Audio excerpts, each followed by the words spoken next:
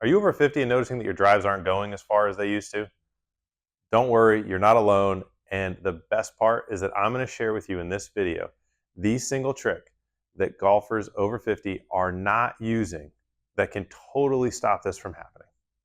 Power isn't just for the younger guys. With the right approach, you can increase your distance, make sure you protect your body, and make sure that you play the game for as long as possible.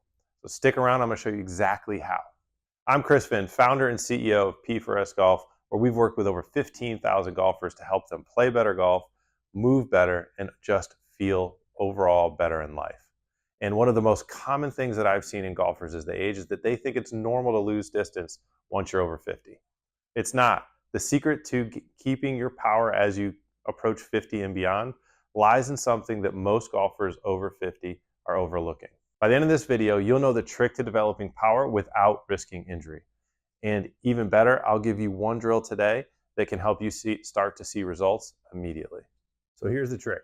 It's all about starting from the ground up and retraining your body to be explosive with the correct forces in the right sequences. And the best part of this is it doesn't have to be high impact and it doesn't require tons of weight, which is great as we get over the age of 50 to keep us safe and make sure that we're not getting injured while training the power. There's actually two exercises. I'm gonna give you a bonus exercise today that will help you to basically figure out how to use the correct sequencing when it comes to the ground. The first exercise is gonna be a double leg exercise to absolutely just maximize vertical peak production of the vertical force into the ground, which is incredibly important for club head speed. The second is actually a unilateral focused or a lead leg focused drill that works on timing and the sequencing across not just vertical, but also rotational and horizontal forces. There are three ground forces that we need in the golf swing, and that drill is going to handle all three of them. So two exercises.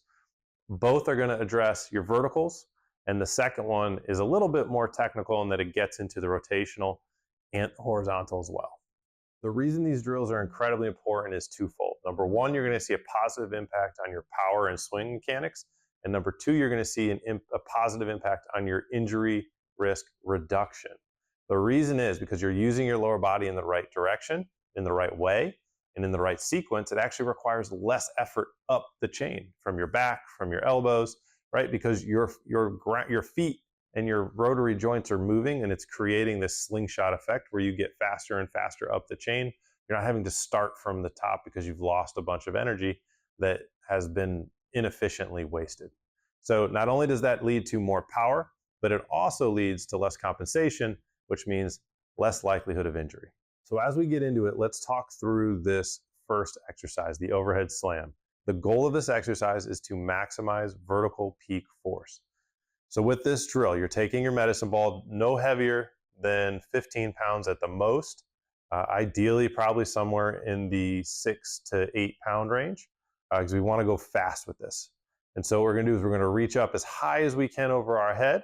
We're even going to go up onto our toes so that we're getting as tall and as far as we can, because at the end of the day, what we want to do is from this super tall extended position and pulling that ball with our lower body into the ground, slamming it right between our feet. Now, the key with any power exercise is we're never going to do more than 5 reps at most because we're trying to be absolutely as explosive as possible. And that energy system gets fatigued really, really quickly. So the next exercise is a little bit more technical.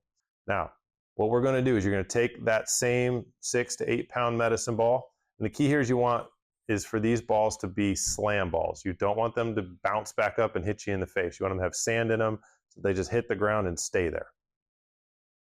Now, what you're going to do is you're going to take that into your trail side arm, kind of hold it up in your armpit, and then you're going to basically lean down into your lead side like you see here.